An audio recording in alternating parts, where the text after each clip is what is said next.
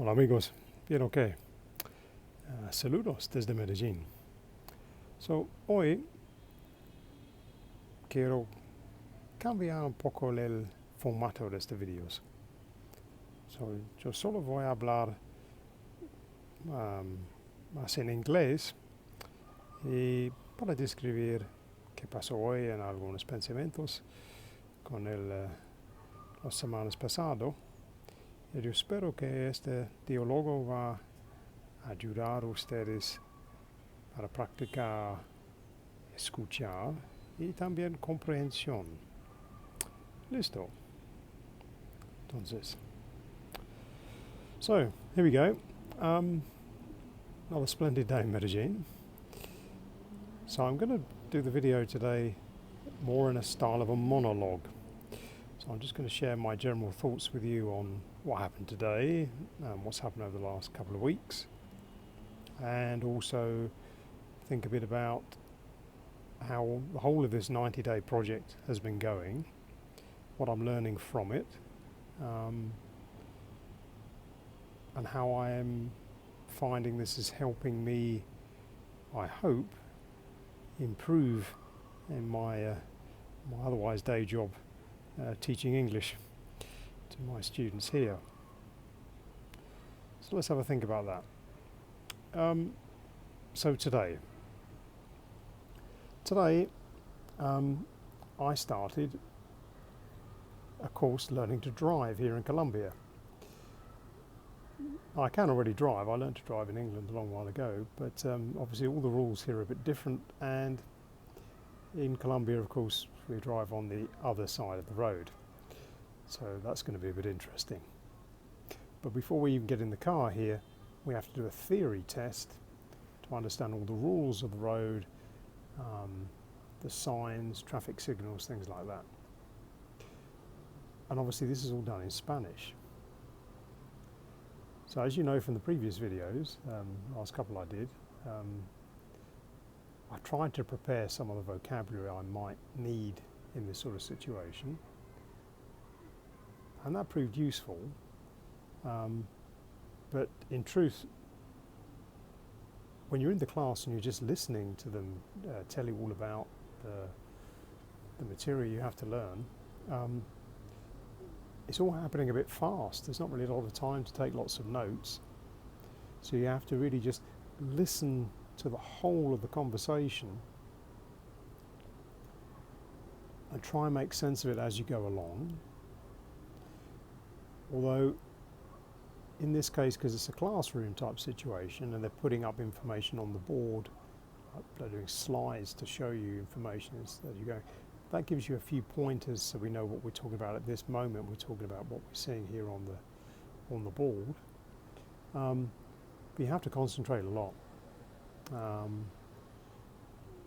Some of the stuff is still fairly familiar because it's still driving and rules of the road. It's not that different. But that was an interesting challenge today. So I feel good about it in the sense I think I understood probably about 80% of what I was listening to today. I feel happy that the way I've generally been preparing for these type of situations genuinely does seem to work fairly well. So I'm looking at a split between, as I said, the vocabulary I'm likely to hear and the things I might need to say. So I'm pleased that that seems to be working. Certainly today was another challenge involved in this because the place where I'm taking the classes is nowhere near where I live. I have to go across town. It's nearly, it's about 40 minutes plus on the bus. So I have to check I'm on the right bus. Then when I got to where I'm supposed to go, I then have to check again I'm walking in the right direction to find the building I'm looking for. So that works out okay. I did find them. So there are still some challenges in that. You have to be able to ask questions, check you understood where you're going.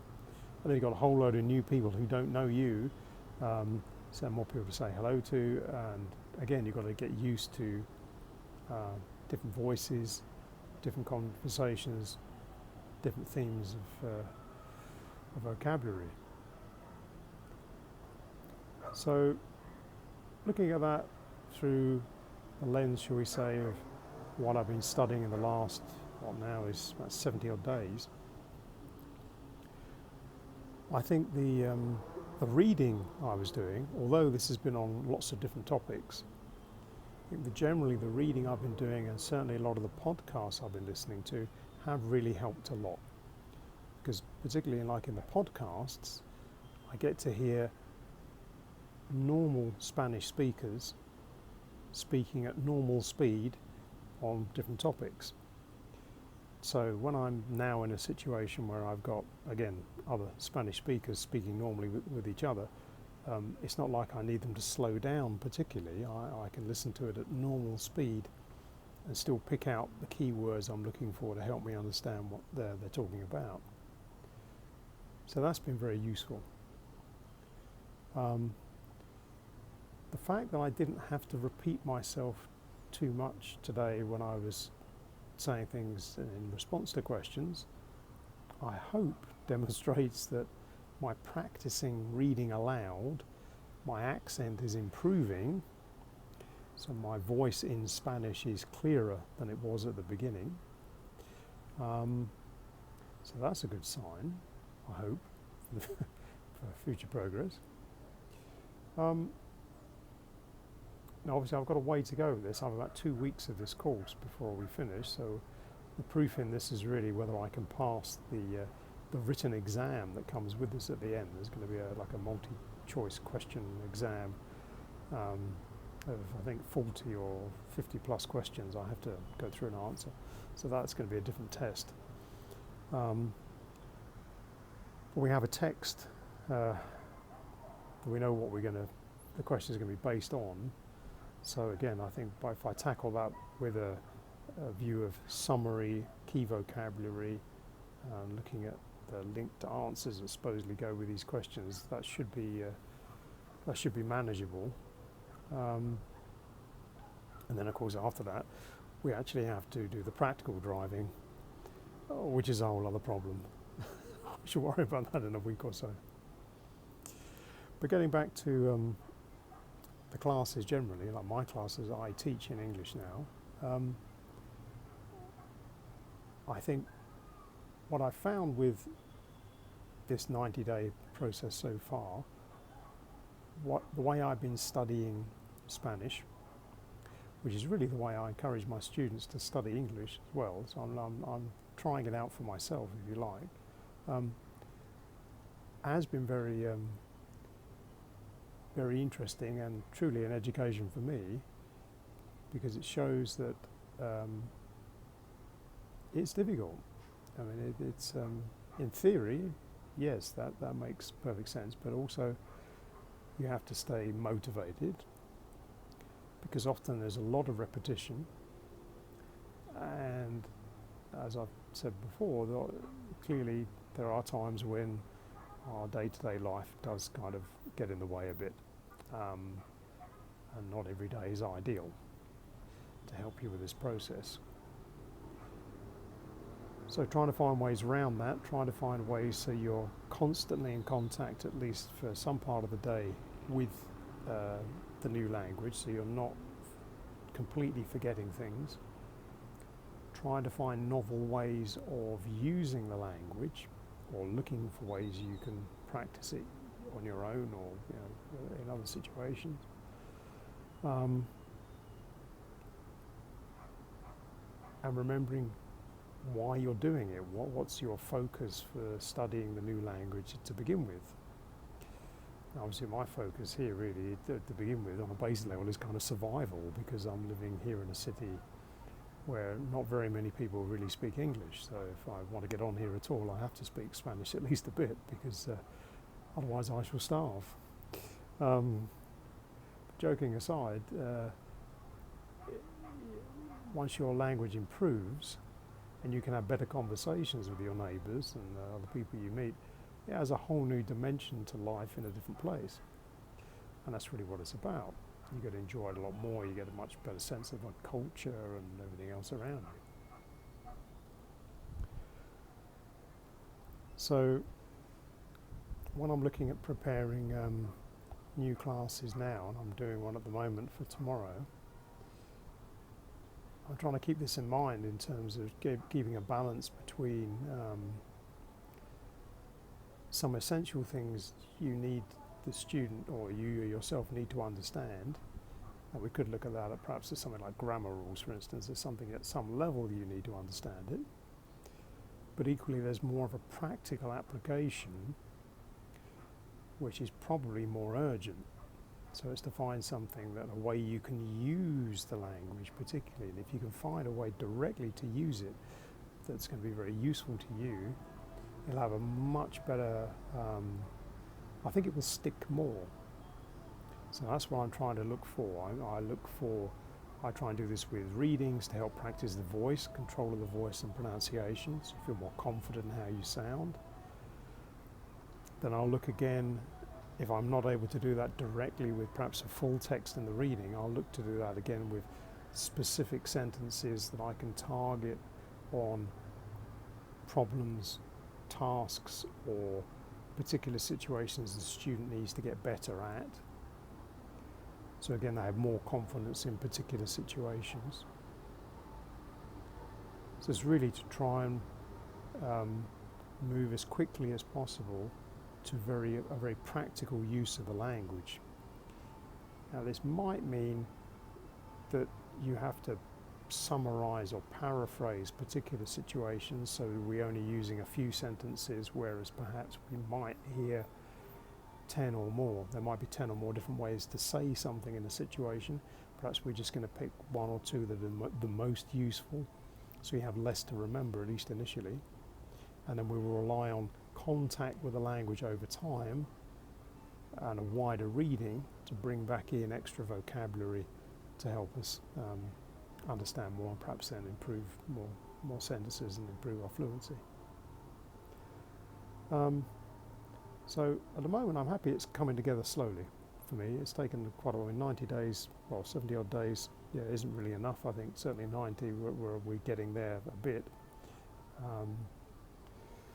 But I'm happy with the progress so far. I'm aware of some gaps I need to make up.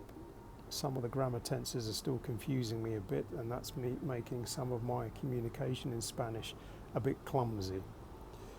I know roughly the words I want to say, but my expression of time often gets a bit confused, and I can see this in the face of the person I'm talking to, because then I get more questions about what do you mean? Are we talking about tomorrow, yesterday, what are we talking about? So I have to basically keep repeating things that really I should be able to say right first time.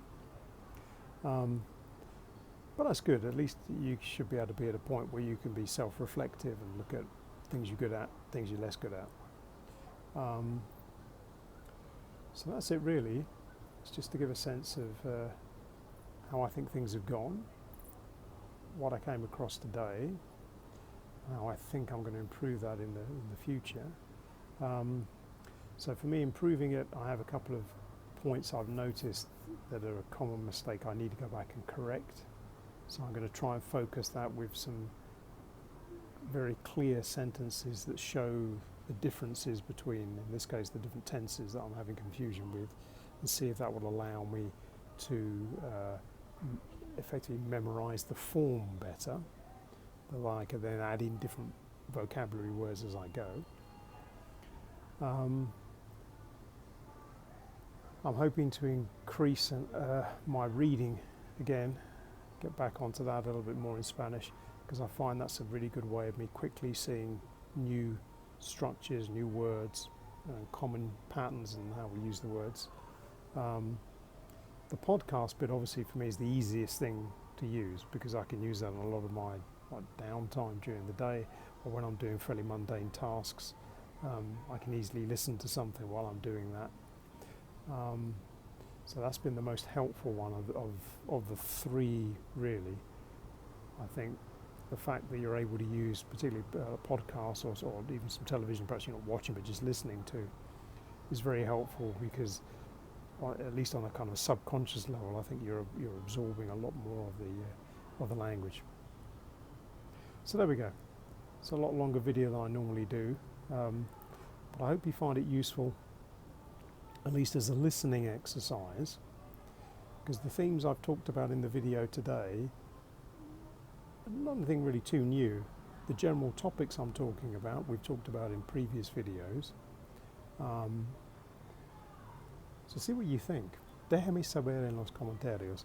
Is this form of video more useful to you? Obviously, in a way, it's easier for me to do because I just have to do this in English. I don't have to try and retranslate this back into Spanish. So I'm thinking I might do a few more of these in the future, maybe pick a different topic and talk a bit at length on something else. Because perhaps that will be more useful to you as English learners to hear how one of us, as a sense of a native English speaker, might talk about a particular topic. So I'm thinking about doing something like that in the future, but let me know if that's something you're interested that perhaps we'll bring to the channel. Give me some suggestions, let me know topics, I'll have a think. So I'll leave it for now. Enjoy your evening wherever you are, and from Medellin, cheerio.